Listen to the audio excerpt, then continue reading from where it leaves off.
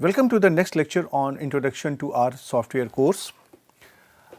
Now you can recall that in all the earlier lectures we have learned many things, some basic fundamental, their syntax, their executions, and we have learned that what are the different components which can be used to do a specified job. Now in this lecture and in the next lecture, we are going to use all those commands and we would like to write a program. So in this lecture, I am going to first explain you what is program and what are the things that we really try to do inside a program or when we try to write a program. Then I will take say several examples to explain you those concepts and their implementation. Right. So the first question comes, what is a program? So if you see, a program is simply a set of instructions or commands which are written in a sequence of operations. That is, what comes first and what comes after that. This means what? You see, whenever we want to do any task, we have to define what we really want as an outcome. And in order to obtain that outcome, we have to give some instructions. And those instructions are given in a sequence. That means whatever the instruction comes first, that is given first, and whatever are the instructions that will come after that, that is given after that. This is what we mean that the instructions are given in a sequence, right. And whenever you are trying to write down a program, this program is going to be a compilation of all those instructions which are needed to execute the predefined task, right. So whenever you are trying to write down the program, first of all, the objective of a program is defined. And that is defined in terms of outcome, and this outcome is based on some input variables. This means whenever we are trying to do something, we have to divide the entire program into first two parts, what is outcome and what is input, right. And based on the choice of output and input, we try to instruct the computer to do a particular task or a defined task, and that is what we call as a program. Now when we are trying to instruct the computer that Mr. Computer, please do this task for me. So when we are trying to give the instructions to the computer, then we have to understand one thing. The computer is an obedient worker. Whatever we are instructing it, it will do the same job, and it will try to take the minimum time. But this all depends on us, and the basic problem is this: whenever we are trying to instruct the computer, computer has its own language. And computer does not understand the language like Hindi or English. So the problem here is that we are going to take the work from computer and we do not understand computer's language. And the computer who is going to take our instruction to do a job, the computer does not understand our language. So the story is now very simple. We don't understand computer language, computer do not understand our language. So how to now work?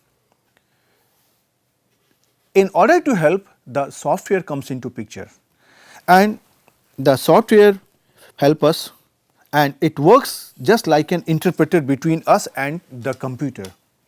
Whatever we are saying, the software will try to translate into the computer's language, and whatever computer is saying, it will try to translate to our language. And that is the advantage of using a software or a programming language. So whenever we are trying to use a software, the software has its own language. and which we have to understand. So, whatever we want to get done, we say something in software language, and then the software informs those instructions to computer. Now, for example, if you see what is the software language, now you have learned so many instructions which you would like to give to R to do a particular job, for example, print or say format or say function and so on. So, these are the languages which our software understand.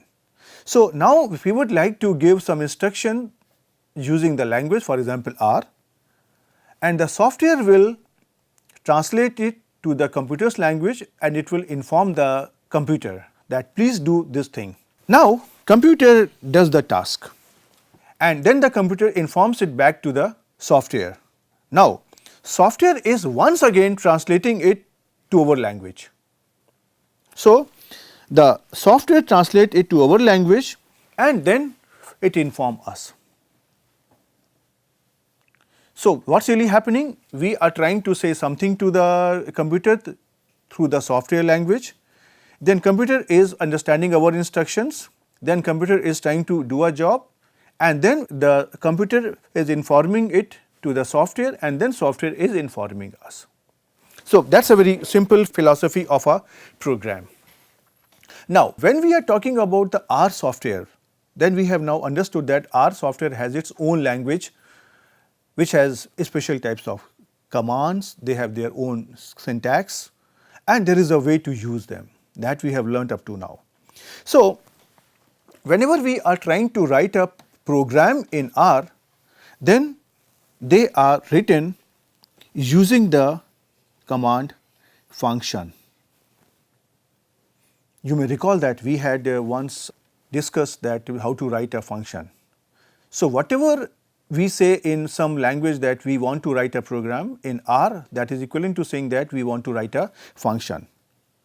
And in order to write down the function, the first step is that write down the objective. That is what we want to obtain as an outcome of that function. And whatever we want to obtain, that is translated it in the language of R using the syntax of different commands, and that is executed by R. So, in order to write a program, the first step is that we have to identify the input and output variables.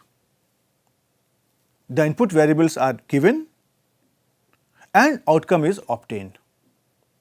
So, whenever we are trying to identify the input and output variables, then we also have to identify the nature of those variables. For example, those variables can be numeric, they can be string, they can be factor, they can be matrix or say anything else or even a combination of that. For example, some input variables can be matrix, some input variable can be string, some input variable may be some character and so on. That depends on what is the objective and what we want.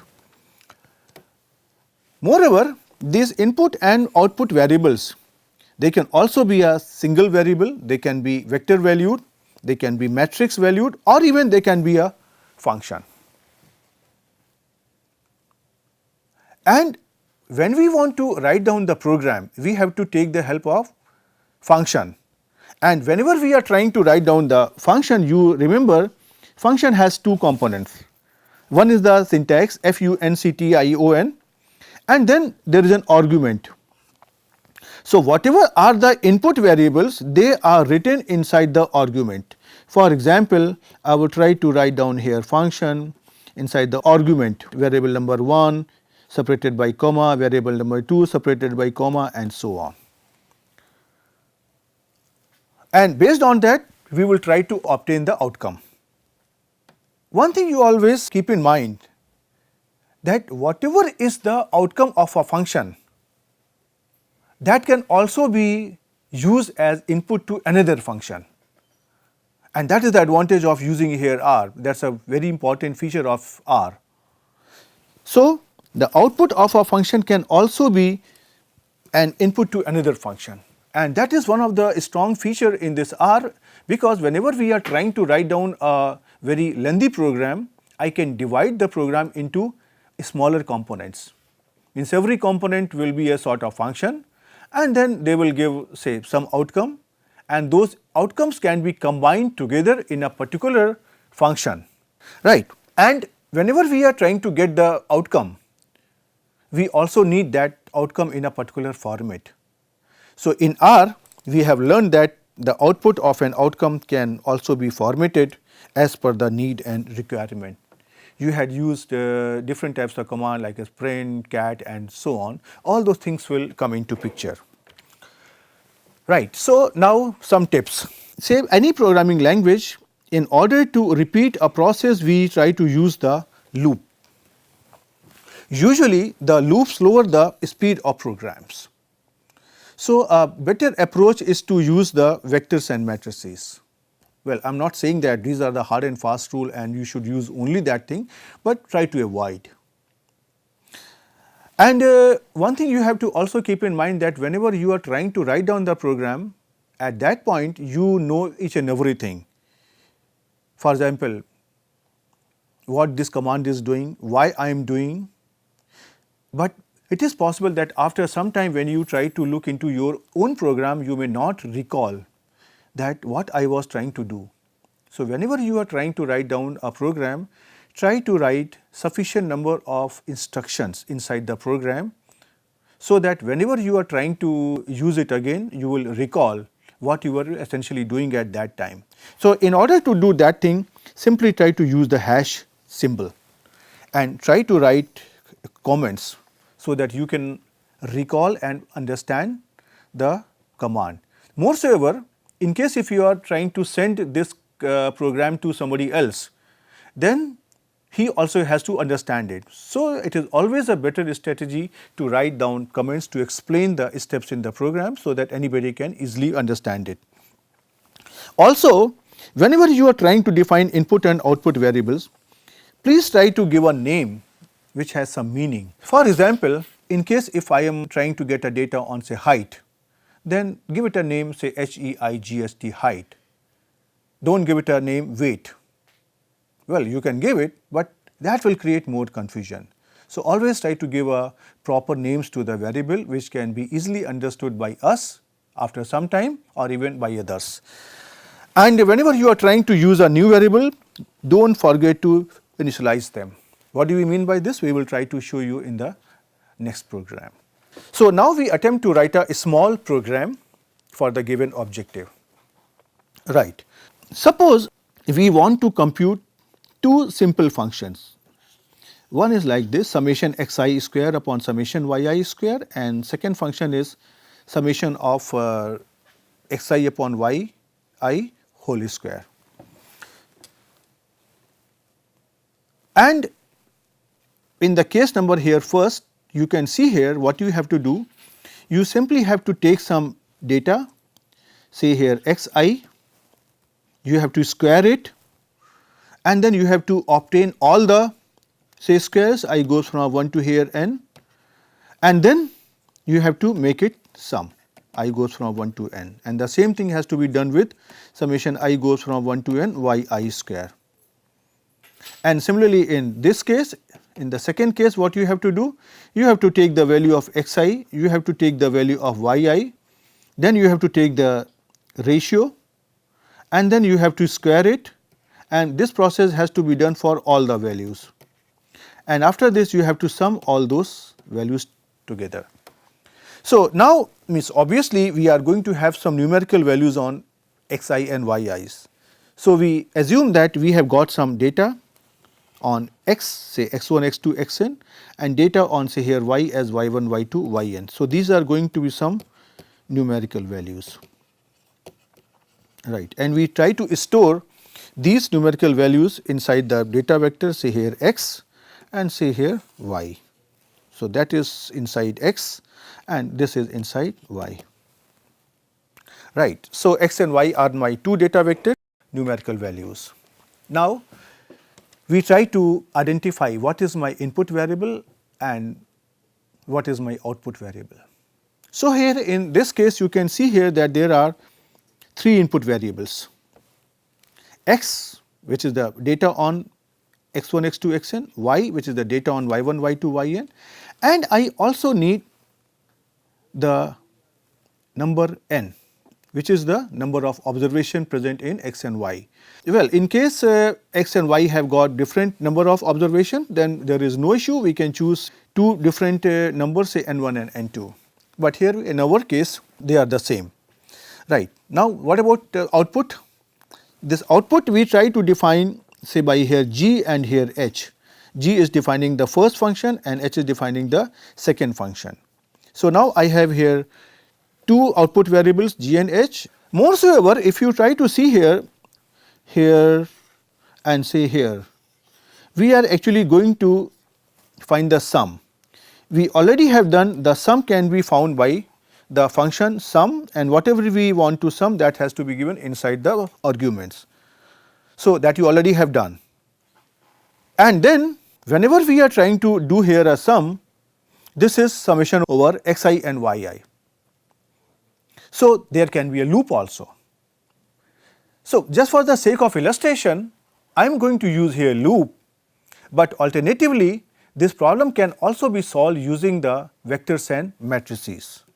So, both approaches can be done, but I will take here the loop approach, because my objective is to show you how a program is written. Okay. Now, I come to the program. Well, in this program I am going to continue with several slides, but it does not mean that the program is long. The program is very, very short, but I am trying to write down here as many as possible comments so that you can understand it easily. After that, I will show you that the program is very, very small. Okay. Now, let us try to have a look. The first step in writing a program is that please try to remove all the data whatever is stored earlier in the program. And in order to do so, you have learned that the command is rm, and inside the argument list is equal to ls and arguments.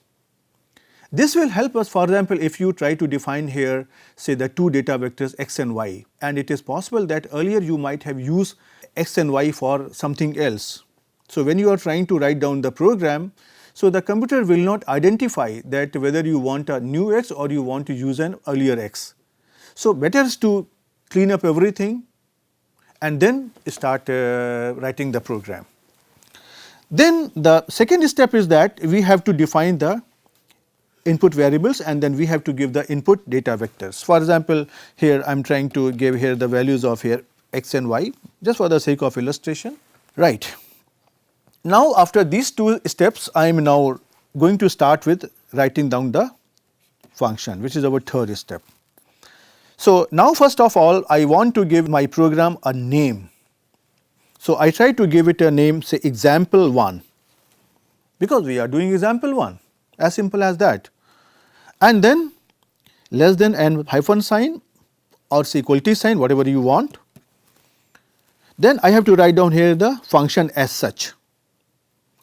Then inside the bracket I have to give all the input variables. But now if you try to see, there is one difference. Earlier I had told you that there are 3 input variable x, y and n, but here I am giving you only 2. Why? Because you will see that n is nothing but this is the number of observations in say x and y, and which I can directly compute inside the program using the command length of x or say length of y. And in case if n is different, then I can define say n1 is equal to say this here length of x, or say n2 can also be say here length of y. Right. So, now after this, after writing this thing, I start writing the body of the function, and for that I start by writing a curly bracket. Remember one thing, that all the instructions which are given inside the function, they are written inside the curly bracket. So, this is my here say starting bracket, right. So, The first step is this: first try to give all other input variables. So, for example, here I have given, say here x and y, they are already given, but now n is left, that is also an input variable. So, I try to define here n by length of x. So, here I try to compute the number of observations in the data vector x, and whatever is the outcome, that I am trying to denote by here n. Right. So, we continue further, and now in the next step I try to define here 3 more variables. You can see here x1, y1 and z1. Why they are needed? That will be just clear to you in the next step, but at this moment I am writing that please initialize the values x1, y1 and z1, and why I am giving it? The reason is as follows, that I want to denote x1 to be something like x square. So, once I write here x1I, this is actually my xi square. So, I am trying to create here a vector which is going to contain the values of x1 square, x2 square up to here xn square. And similarly, I am trying to define here another variable here y1, which is something like y square. So, the ith value in this vector is simply denoting the yi square. So, when I try to write down the variable y1, this is going to denote a vector containing the value y1 square, y2 square, yn square. And then we define another variable here z1, which is trying to contain the values of say x square upon y square, something like x upon y whole square. So, the ith value of z1 is something like xi upon yi whole square. So, this vector here z1 contains the value x1 upon y1 whole square, x2 upon y2 whole square and so on up to here say xn upon yn whole square, right. And you can see here that these values are needed to compute this here, this component for summation xi square, this component for summation y square and this component for summation xi upon yi whole square, right. So, now here in this part I am trying to say, I am trying to define here 3 variables x1, y1 and z1, and the initial value of this variable is 0. So, whenever we are trying to compute the value of x1, y1 and z1, they are going to be replaced by the new value and earlier value is 0. Okay. So, that is why I need to initialize these 3 variables. So, now I start my here loop. Why should I use here loop? Because I want to compute the value of x1i, y1i and z1i say a small n number of time. So, I use here a for loop. You may recall that the syntax for the for loop is for inside the argument starting say this variable which is going to control the loop say I in from then colon 2. So, that will start from 1 and it will take the value up to here n at an increment of 1 unit at a time. That is what we have learned. So, now I try to compute the value of x1, y1 and z1 at ith place. So, for that I try to define here x1 and inside this square brackets I write down here I. So, that means this means here ith value. So, I will start from 1 and then it will come to x1 and it will try to compute the first value here something like x1 square and which I am giving here as a xi whole square, right. This is here something like x1 say square and then the control will come from here to here and then it will try to compute the first value in the y1 vector say y11 y1 square and then it is something like y square bracket 1 and square which is here. Then after computing the second step it will come to the third step and here it will try to compute the ith value of z1. For example, for I equal to 1, this z1 will become here z1 1, say x1 square upon y1 square, and that is something like say here xi1 upon y1 say whole square, right, and then it will store it here. So, there is now here a, for example, a vector here which is taking the first value, second value, third value and so on. So, here I get the first value. Now, this control will come back to here and it will try to take the I equal to 2, and this process will be repeated and it will compute the value of x1, y1 and z1, for example, at the second place and so on, and this will be repeated n times. And then finally, I will have here a value here x1n, right. So, now I have created 3 vectors something like x1, y1 and z1, which are trying to store the values of say x1, y1 and z1 at their individual places, right. And here I would like to stop the loop. So, one thing you have to notice that the loop has been given inside these 2 curly brackets.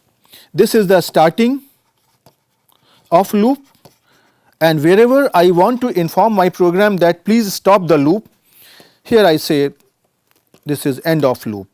So, I try to inform the computer the starting and end point of the loop just by using the say curly brackets like this. Okay, so, now this loop is repeated and then we have got all the values of x1, y1 and z1. Now, what we want?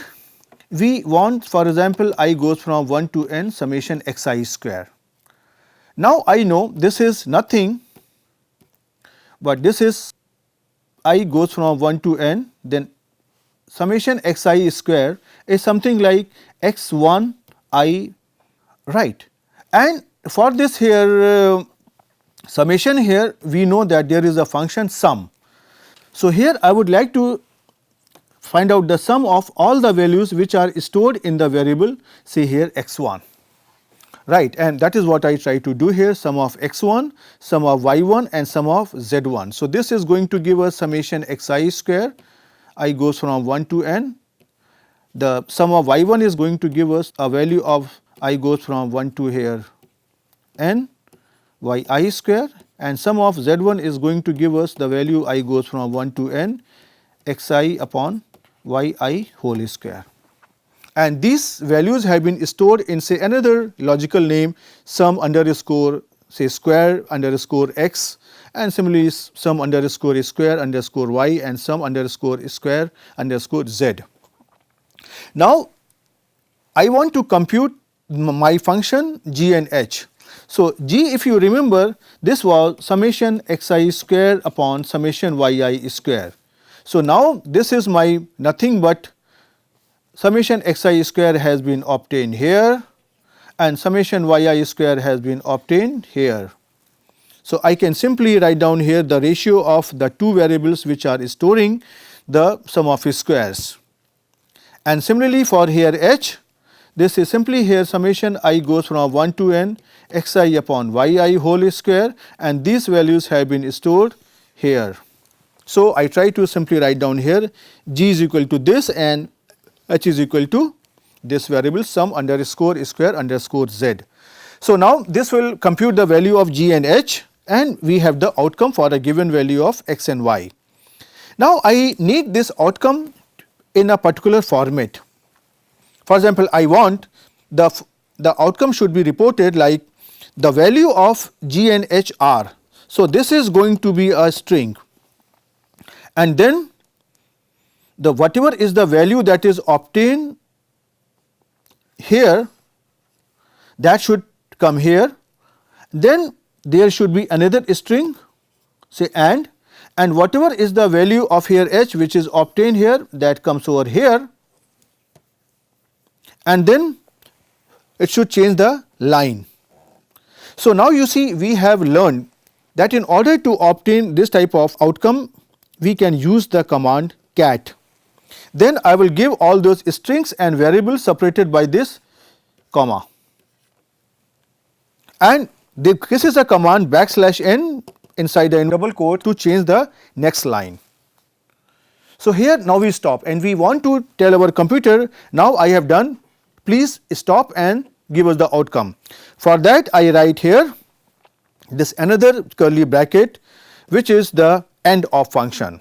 So if you try to see here, I have used here two types of curly bracket. Let me call it here, suppose this is my curly bracket number here 1, and then I have used here another curly bracket here, say here 2, which is here. So 2 is ending here, this is the end of loop number 2, and now at the end this bracket, this is the end of loop number, say here 1. So whatever loop you are going to start, that has to be end. Right. So this is our program, but now you may feel that it's a very long program. So now I have written this entire program in a single slide. You can see here this is the same program, but here I have removed all the comments and I have also reduced the font size a little bit, but you can see that it's not a very difficult program. The only thing is this, you have to decide what are the steps that you want to do and in what order these instructions have to be given so that the computer can understand what is to be done. Right. Now we want to write down this program in the R console. In order to do so, we have two options. Means either I can write down it here in the R console directly, but now you can see here some problems. Say for example, if I try to write down here is example 1 and then I try to give here the input, say x and y, and then I start it, oh, there is something wrong. Right, because we have not given here the bracket here. So as soon as you, but it is something wrong here once again. Can you identify what is wrong here?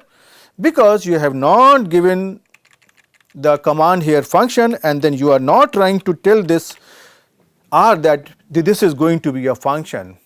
You understood that example 1 is a function, but computer does not understand it.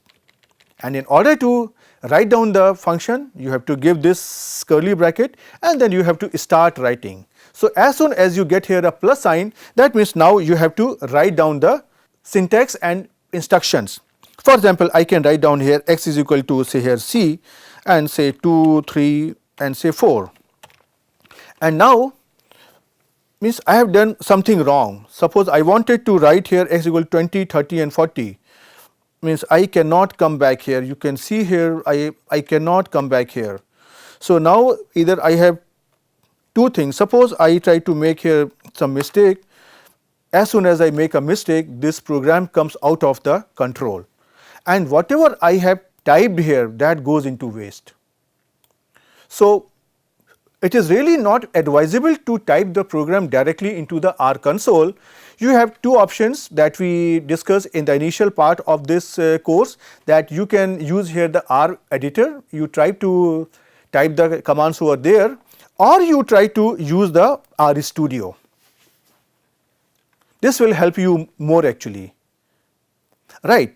So I try to do here both the things. So I have simply copied the entire program and I am simply trying to paste it here. So you can see here, whenever you are trying to see this plus sign means that program is still continuing on the next line. And as soon as you try to say here enter, this program is now done. Right, but if you want to make any changes over here in this R console, that is very difficult. But on the other hand, if you try to write down this program in the R Studio, you can see here that even if you want to make it here something over here, say instead of x square, say x cube, you can do it. Whatever you want, if you want to remove anything, you can simply remove it. Right. So that is the advantage of writing the program inside the R Studio. The things are more convenient. Right. And now I want to run the program, but before that I would like to see what is my this program. So I try to do here something like this. Suppose I want to see what is my example 1 program. Suppose you have typed it couple of days earlier and you have forgotten what was there. So I try to simply write here example 1 and as soon as I enter, I get here the entire detail that this was my example 1 function. Now I want to use this function. So for that I have to give here certain values. Suppose I try to give here say x is equal to, suppose the first I make a mistake, and suppose I try to give here two values, say x here like this. You can see here this is not acceptable. You have learned that this has to be with the C command. So now x is there, and now I try to write down here the y value also. So you have to keep in mind that the number of elements in our program in x and y, they are the same. So I have taken here two sets of values for x and y, and I want to run the program. That means I want to find out the value of the h and g using this x and y values. So the rule is simply try to write down the name of the function, which is example 1, and try to write down here all the values whatever have been obtained, and you can see here as soon as you enter you get here an outcome. This program has already computed the value of g, and this part which I have highlighted, this is coming as a string. Then the value of g has been obtained like this, and the value of h has been obtained here like this 0.03, and then it is a string. Alternative approach is that inside the example 1 argument I can also write the two variables, one say 2 and here 3, and say another vector here, say here c, say 10, 20 and 30. Now the thing is this, whatever is the order in which you are trying to give the input variable, the same order has to be maintained, and you can see here we get the same outcome.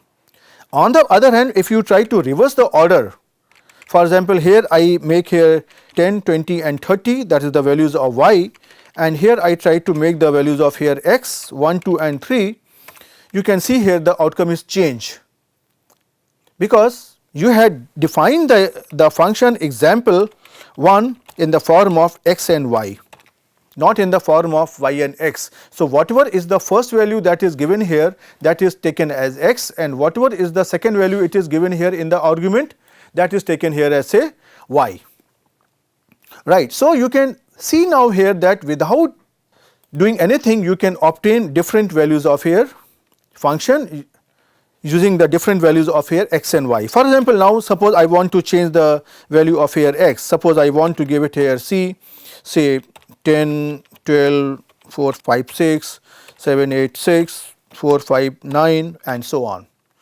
And similarly the value of here y here is another vector, say 9, 8, 7, 5, 6, 7, 3, 4, 5 and say 7, 8, 6.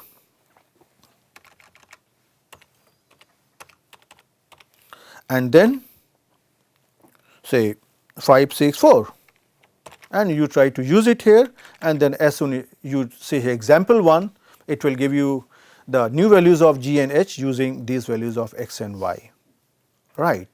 So this is how we try to write a program, and this is how we try to obtain the outcome. The same thing can also be done in the R Studio software also. Right, you simply have to write down here the value of here, see here x, for example I can copy here same thing,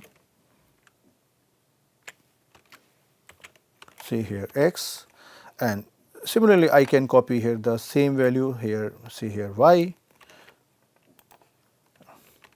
and first I try to means run.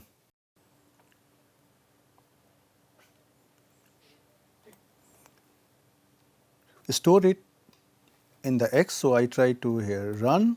You can see here now this is the value of here x. Now I try to give here the value of here y, and suppose I want to run this program, so I simply have to highlight it here and then I have to write down here. So you can see here this is the same outcome that we had obtained on the R console here, right. So you can see here it is more convenient to work on R Studio rather than directly on the R console. Well, you can do it also, I am not saying that it is not possible, right. So now we come back to our slides, and you can see here that this is the screenshot of the same thing that we did earlier, and this is another screenshot that when we want to see the details of my function. And then means I have shown you that we try to take different values of x and y, and in order to execute or run the program, I have to write down the name of the function name, and then I have to give here all the input variables in the same order, and then here I get this type of outcome what we wanted. Similarly, if I take another set of x and y values and if I try to repeat the same command, I get here different outcome. So you can see that just by changing the values of here x and y, one can get required different outcomes. That this is the screenshot of the same thing that we did earlier. Right, okay. So now we are done with the first example, and I have tried to show you that how the things can really be executed. And if you try to observe what I have done, once I had the problem, I defined my objective that I want to compute g and h. Then I divided the computation of g and h into different number of steps. For example, first I would like to square the values, then I would like to sum the values, and then I have to do this thing for each and every variable. That is the logic which I have used. And then I simply used a loop to compute all the values of x square, y square and x upon y whole square. And then I defined another variable, say x1, y1, z1 to store the squared values. And after that I simply use the function sum to obtain the sum of the squares. And then I wanted the outcome in a particular format, so I used the command cat so that I can get the outcome in that required format, and then we had computed all the values. So this is the program. I have written all the, say, smaller instructions in a sequence, in a logical sequence, and in the order in which they have to be computed. Means if I try to write down first find the square and then I try to give the input variable, the program will not run. You can try actually just by changing the order. And then means whenever I am trying to write down the program, usually it is not really possible that you can write the 100% correct program in the first shot. So there will be some mistake, there may be some problems of curly bracket, arguments, say comma and so on. So as soon as you run the program, the R console will give you some mistakes, some errors, some messages. You have to understand those messages and then you have to correct the program and you have to rerun it. So in the next lecture, we will try to take some more example, and till then, goodbye.